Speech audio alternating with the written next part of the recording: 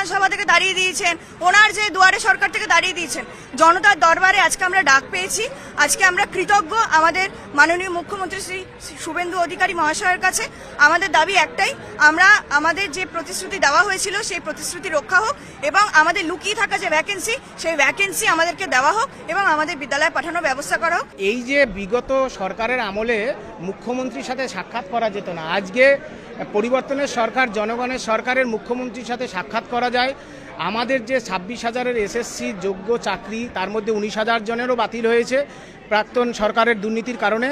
সেই তথ্য ওএমআর প্রকাশের পর সুপ্রিম কোর্টের রায় মেনে কিভাবে চাকরি ফেরানো যায় on the basis of OMR, academic, 5 interview, 5 demonstration, এবং সুপ্রিম কোর্টের যে রায় ছিল ফ্রেশ সিলেকশন হওয়ার কথা সেটা হয়নি।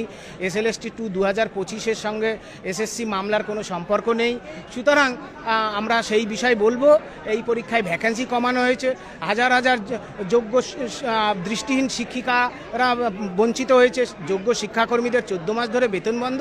আমাদের আবেদন তুলে ধরবো, SSC 2016 সালের যে ওএমআর প্রকাশিত হয়েছে তার ভিত্তিতে চাকরি ফেরাবেন, এই আশা, এই বিশ্বাস।